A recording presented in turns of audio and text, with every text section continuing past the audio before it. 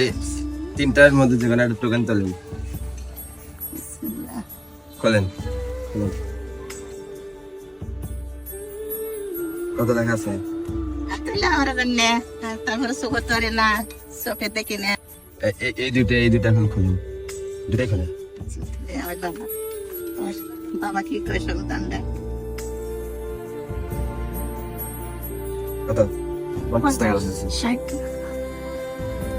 আমার সোনা তুমি আল্লাহ ভালো রাখবে, চোখে রাখবে, আমার করি দেয় 20 টাকা। তাহলে এই তিনটাতে মোট কত টাকা হলো? একবারের সে কত 10 টাকা। দেখেন কত টাকা উঠলো তাই?